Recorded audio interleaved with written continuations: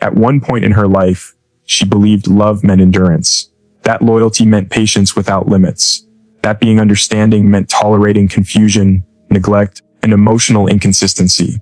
She learned to minimize herself so others wouldn't feel challenged by her presence. And when she did this well, she was praised, called kind, easygoing, low maintenance. But when she stopped, when she stood straighter, spoke clearer, and chose herself without apology, that's when they said she had changed. No, she had awakened. An awakening always feels like loss to those who were comfortable with your unconscious obedience. She became aware of the pattern she was repeating, and that awareness did not arrive gently. It did not come as a sudden moment of confidence or empowerment. It arrived quietly, almost cruelly, through repetition, the same emotional ending with different people, the same disappointment wearing new faces, the same promise of closeness followed by distance, confusion, and self-doubt. At first, she blamed timing, then circumstance, then herself. But eventually, a deeper question surfaced, one she could no longer ignore. Why does this keep happening to me? What she began to understand is that the mind does not seek happiness first, it seeks familiarity. Human beings are unconsciously loyal to emotional environments they learned early in life, even when those environments were painful. What feels normal often feels safe, even if it wounds us. She realized she wasn't choosing people randomly. She was choosing what her nervous system recognized. Emotionally unavailable partners felt strangely comfortable. Inconsistency felt exciting. Earning love felt meaningful. And calm, steady affection once felt boring or undeserved. This wasn't because she was broken. It was because her inner world had been trained to equate love with effort and uncertainty. As this realization settled in, she began to notice her reactions more than other people's behavior. She noticed how quickly she overexplained when she sensed distance, how her body tensed when a message went unanswered, how silence felt threatening rather than neutral. She saw how she tried to secure connection by being more patient, more understanding, more forgiving than was healthy. Psychology shows that people with unresolved emotional patterns often confuse anxiety with attraction and intensity with intimacy. She wasn't drawn to love that felt safe. She was drawn to love that felt familiar. There were moments when she almost rejected this awareness because it was painful to accept. It meant she could no longer see herself only as unlucky or misunderstood. It meant acknowledging her participation in the cycle, not as blame, but as responsibility. Responsibility is frightening because it removes the comfort of victimhood, but it is also empowering because it restores choice. She began to see that she stayed longer than she should have, not because she didn't see the red flags, but because she hoped consistency would eventually replace chaos. She believed endurance would transform neglect into devotion. Real life studies on relationship patterns show that people often repeat the same emotional dynamics until the lesson is learned consciously. The unconscious will recreate the situation again and again, changing the characters but preserving the theme until awareness breaks the cycle. This explained why walking away once never felt final. The pattern followed her because it lived within her. And once she saw it, she could no longer unsee it. This awareness didn't make her cold or suspicious. It made her honest. Honest about the fact that she confused potential with reality. Honest about how often she ignored her intuition in favor of hope. Honest about how she waited for people to become who they showed no consistent effort to be. She realized that attraction without safety was not passion, it was repetition. And love that required her to shrink was not devotion, it was familiarity dressed as fate. There was grief in this realization. Grief for the time spent proving her worth to people who never questioned it because they never fully saw her. Grief for the version of herself that believed love must be earned through sacrifice. But grief, when fully felt, becomes integration. It turns pain into wisdom. She stopped asking why others couldn't show up for her and started asking why she kept choosing those who couldn't. Slowly, her behavior began to change, not through force, but through awareness. She paused instead of reacting. She observed her impulses instead of obeying them. When she felt the urge to chase, she asked herself what she was really afraid of losing. Often, the answer wasn't the person, it was the familiar feeling of being needed, of striving, of hoping. She noticed that calm began to feel unfamiliar at first, even uncomfortable. But she stayed present long enough for her nervous system to learn a new language. This was not an instant transformation. Awareness does not erase conditioning overnight. There were moments she slipped back into old habits, moments she romanticized the past, moments she questioned whether she was asking for too much. But something fundamental had shifted. She no longer abandoned herself automatically. She listened when her body tightened, when her energy drained, when her joy dimmed. Those sensations became information instead of inconveniences. She also noticed something surprising. When she stopped repeating the pattern, certain people disappeared from her life without explanation. Conversations faded. Effort became one-sided. And instead of panicking, she understood. The pattern required her unconscious participation to survive. Without it, the dynamic collapsed. This wasn't loss, it was alignment. Over time, she learned that awareness is the beginning of freedom. Not because it makes life easier, but because it makes life honest. She no longer needed dramatic endings to feel something. She no longer mistook longing for love.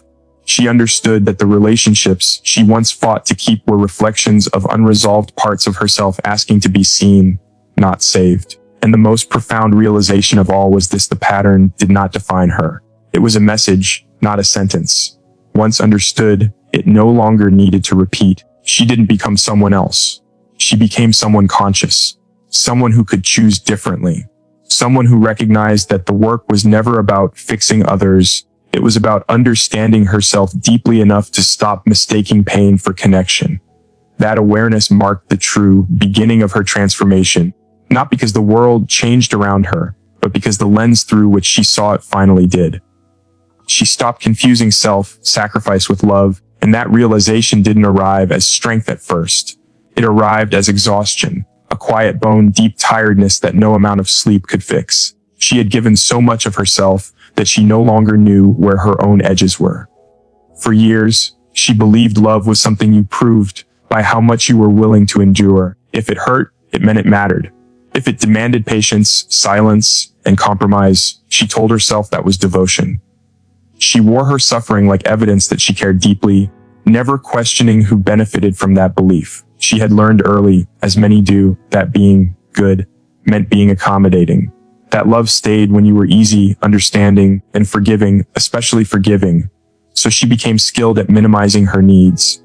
She learned to swallow disappointment with a smile, to translate neglect into excuses, to turn emotional absence into something she could rationalize.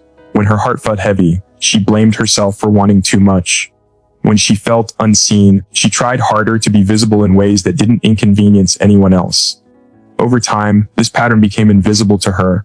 Self-sacrifice felt natural, almost noble. And when people praised her for being supportive, low maintenance, or patient, it reinforced the idea that love was something you earned by giving more than you received. But what she didn't see, until much later, was that love rooted in self-erasure slowly hollows you out. Research on emotional labor shows that consistently prioritizing others' needs over your own leads to chronic stress, resentment, and loss of identity. She lived that truth long before she understood it intellectually. The first crack in this belief came when she noticed a painful imbalance. The more she gave, the less she felt valued. Her sacrifices were rarely met with reciprocity. They were accepted, expected, and then forgotten. She realized that the people who claimed to love her often relaxed into her effort, instead of matching it. And still, she told herself that love wasn't supposed to be transactional, that keeping score was selfish, that asking for more meant being demanding. But deep down, something felt wrong. Love wasn't supposed to feel like depletion. She began to see that she had mistaken endurance for intimacy. She believed that staying, even when it hurt, was proof of loyalty. But loyalty without mutual care is not virtue, it's self-betrayal. Studies on healthy attachment consistently show that strong bonds are built on mutual responsiveness, not silent suffering. Love grows where there is safety to express needs, not pressure to suppress them. When she looked honestly at her relationships, she saw how often she adjusted while others remained unchanged. This realization was unsettling because it challenged her identity. If love wasn't about self-sacrifice, then who was she without her endless giving? For a long time, her worth had been tied to how useful she was, how much she could hold, how much she could forgive. Letting go of that role felt like stepping into emptiness. She feared that if she stopped giving so much, there would be nothing left to offer. But what she didn't realize yet was that she had been offering herself all along, just without protecting herself. There were moments when she tried to express her needs, and the response was telling. Some people dismissed them. Others grew defensive. A few accused her of changing or becoming selfish. Those reactions revealed something important. Her self-sacrifice had not been love to them, it had been comfort. And when that comfort was threatened, they resisted. This wasn't proof that she was wrong. It was proof that the relationship had relied on her silence. She began to understand that love does not ask you to disappear. Real love does not require you to constantly explain away pain or negotiate your own importance. In fact, psychological research shows that relationships thrive when both individuals feel safe enough to be fully themselves. Sacrifice has its place, but it must be chosen freely, not demanded quietly through guilt or expectation. When sacrifice becomes the price of belonging, it stops being love. As this awareness deepened, she noticed how often she had ignored her own body's signals. The tight chest, the constant fatigue, the subtle dread before certain conversations. Her body had been speaking long before her mind was ready to listen. Once she paid attention, she realized that her intuition had always known the difference between love and self-abandonment. She had just been taught to override it. Letting go of this old belief didn't make her colder or less caring, it made her more honest. She stopped over-explaining her boundaries. She stopped offering endless understanding to people who showed little curiosity about her inner world. She learned that saying no didn't make her unlovable. It clarified who truly valued her. And for the first time, she experienced relationships that didn't require her to perform or endure to be accepted. There was grief in this transition. Grief for the years she spent giving more than she had. Grief for the love she hoped her sacrifices would eventually create. But there was also relief. A deep, grounding relief that came from no longer carrying what was never meant to be hers alone. She realized that love should expand you, not exhaust you. It should bring warmth, not constant effort. Slowly, she redefined love, not as suffering, but as mutual presence. Not as silence, but as honest expression. Not as endurance, but as choice. She learned that real connection does not require you to lose yourself to keep someone else. It invites you to show up whole. And in releasing the belief that love must be proven through sacrifice, she reclaimed something essential, herself. She learned that boundaries reveal truth, not because someone taught her gently, but because life forced the lesson through experience. For a long time, she believed boundaries were walls, cold, defensive structures meant to push people away. She feared that if she drew lines, she would lose love, approval, and connection. So instead, she bent, she adjusted, she stayed quiet when something hurt. She told herself that flexibility was maturity, and that understanding meant enduring discomfort without complaint. What she didn't realize was that every time she ignored her own limits, she taught others how to treat her. At first, it felt easier to avoid conflict than to speak up. Silence seemed safer than honesty. She believed that if she expressed her needs too clearly, she would be seen as difficult or ungrateful.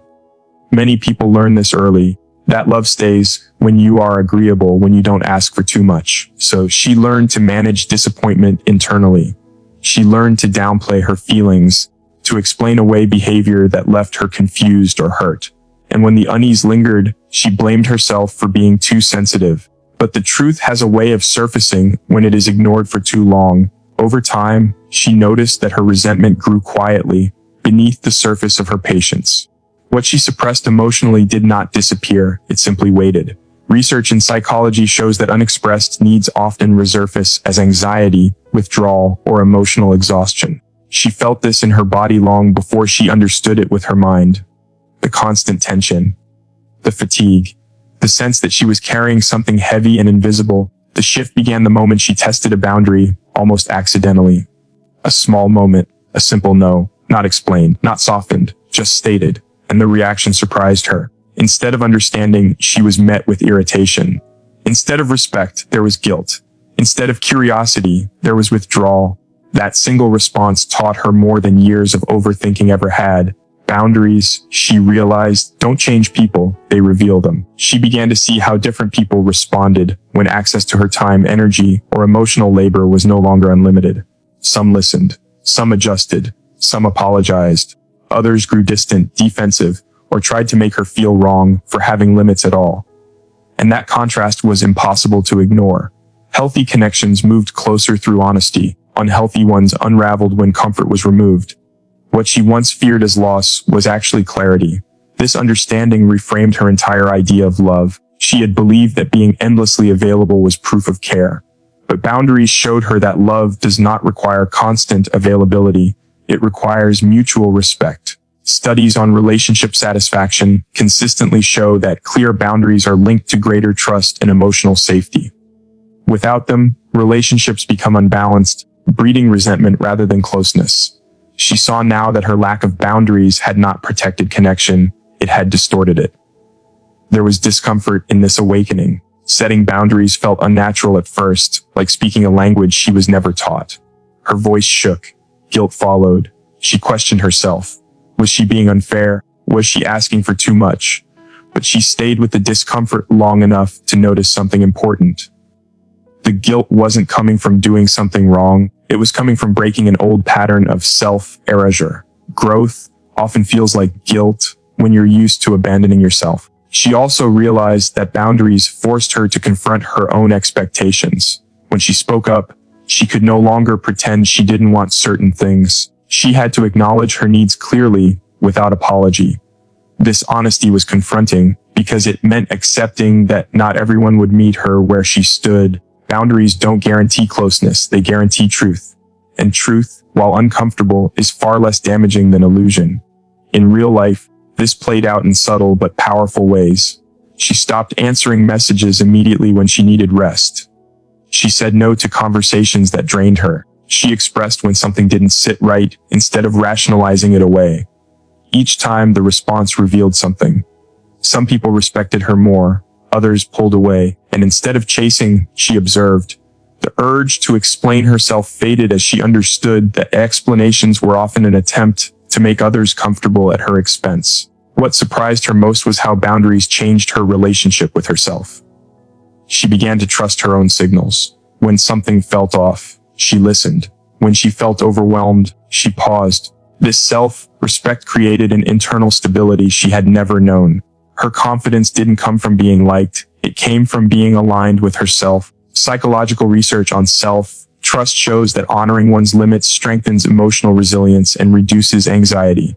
She felt this shift deeply, even on days when it was difficult. Boundaries also dismantled the illusion of control. She had once believed that if she managed herself perfectly, stayed patient enough, kind enough, quiet enough, she could maintain harmony.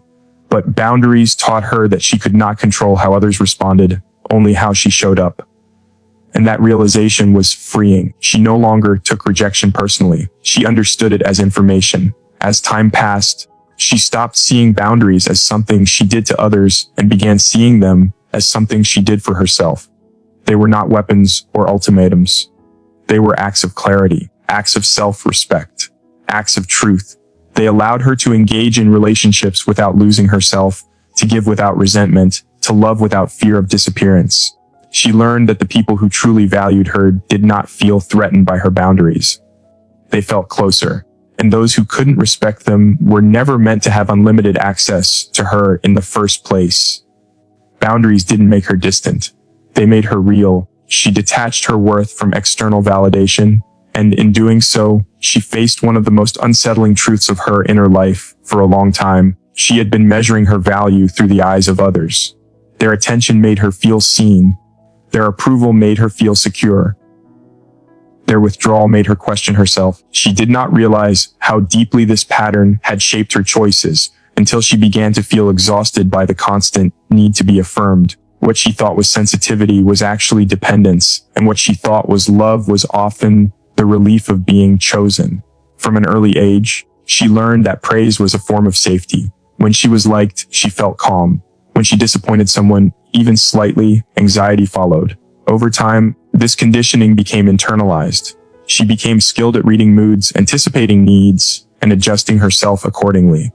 This made her adaptable, empathetic, and socially aware, but it also made her fragile. Her emotional stability depended on responses she could not control. Psychological studies on self-esteem show that when worth is externally anchored, confidence rises and falls unpredictably, leaving the individual vulnerable to chronic insecurity. She lived that instability without ever naming it.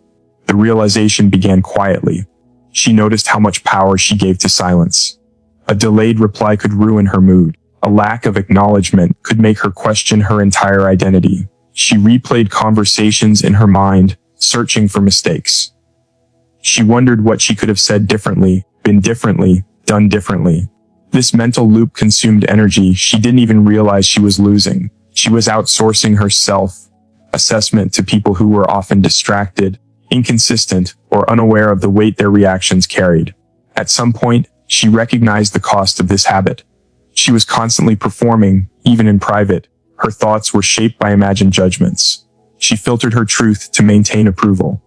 And slowly, she began to feel disconnected from herself. Research in psychology confirms that chronic approval seeking is linked to anxiety, emotional burnout, and loss of authenticity. The more she tried to be acceptable, the less she felt real. And the less real she felt, the more desperately she sought validation to fill the gap. Letting go of external validation was not an act of confidence. It was an act of necessity. She reached a point where she could no longer sustain the emotional labor of being constantly evaluated. The turning point came when she asked herself a question she had avoided for years. Who am I when no one is watching? The answer was uncomfortable at first. Without applause or reassurance, she felt exposed. There was silence where approval used to be. But in that silence, something honest began to emerge. She started to notice her own standards, separate from anyone else's expectations. What felt right in her body? What aligned with her values? What drained her and what nourished her? This was unfamiliar territory. She had spent so long being guided by reactions that listening inward felt risky. But each time she honored her own judgment, even in small ways, her self-trust strengthened. Psychological research shows that internal validation, grounded in self-awareness and values, creates emotional resilience. She began to feel that resilience forming, slowly but unmistakably.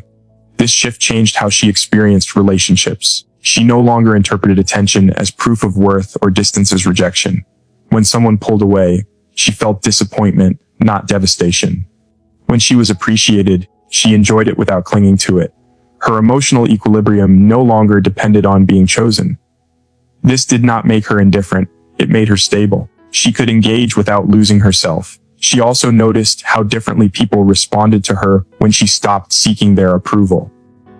Some felt more drawn to her calm confidence. Others felt uncomfortable, as if her independence disrupted an unspoken dynamic.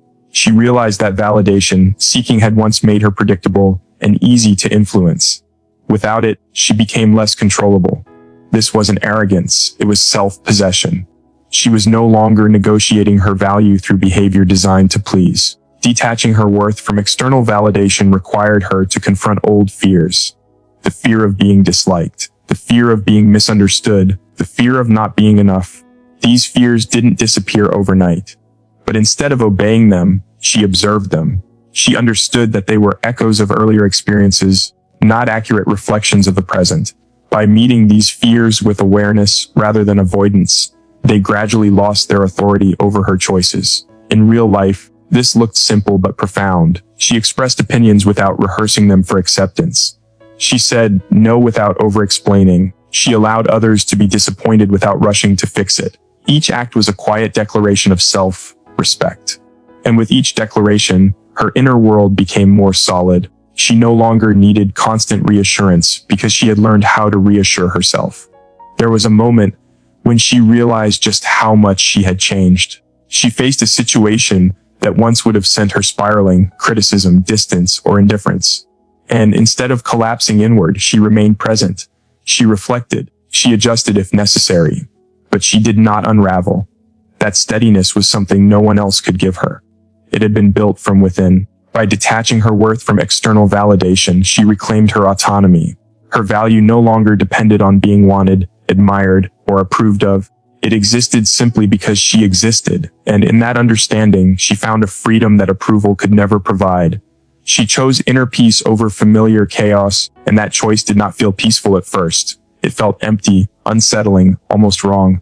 For a long time, chaos had been her normal. Emotional highs and lows, uncertainty, intense conversations followed by silence. These patterns had shaped her inner world so completely that calm felt unfamiliar. The mind, after all, does not seek what is healthy, it seeks what is known.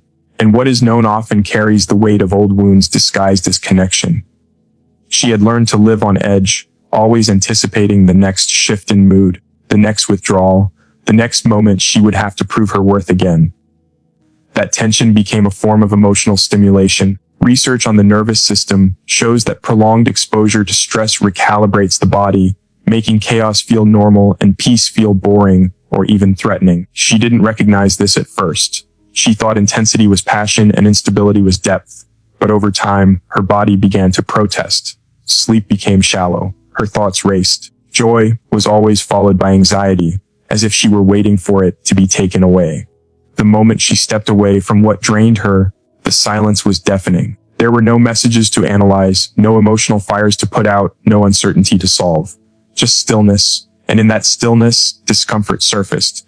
Without chaos to distract her, she had to sit with herself. Old emotions rose, grief, loneliness, fear. She questioned whether she had made a mistake. Familiar chaos promised intensity, while peace offered nothing but quiet. At first, quiet felt like loss, but she stayed. She resisted the urge to run back to what she knew. Psychology tells us that the nervous system takes time to adjust when leaving a chronically stressful environment.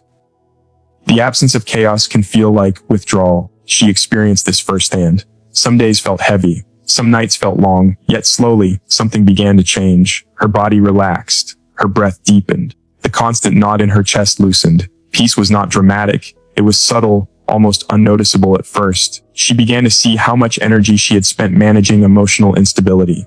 The hypervigilance, the overthinking, the constant self-correction. Without chaos, her mind grew quieter. She could think clearly. She laughed without checking if it was allowed.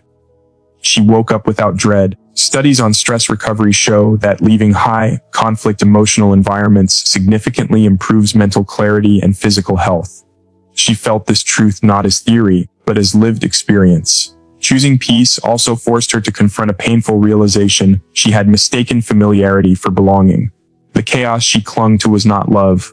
It was a pattern. It was something her nervous system recognized, not something her soul needed. She understood that just because something feels familiar doesn't mean it is safe. And just because something feels calm doesn't mean it lacks depth. True depth, she discovered, does not require suffering.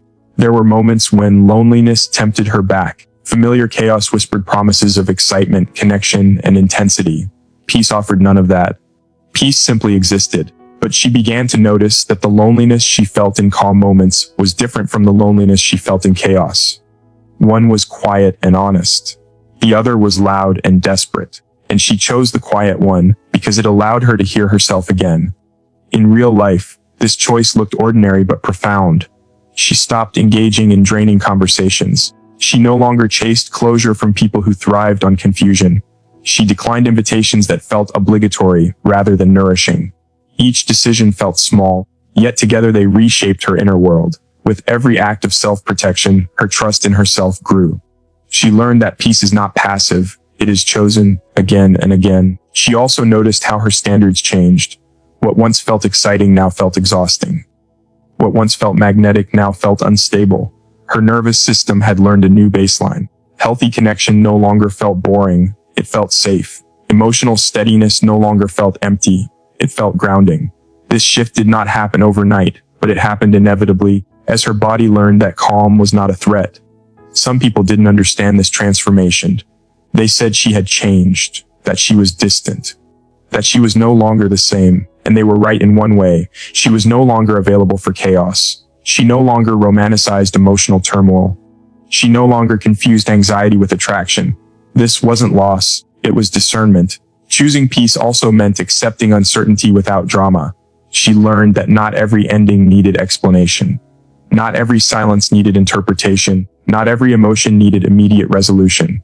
This acceptance created space within her. Space to breathe. Space to feel joy without fear. Space to exist without performing. The most powerful part of this choice was how it reconnected her to herself. Without chaos to define her emotional landscape, she discovered who she was in stillness.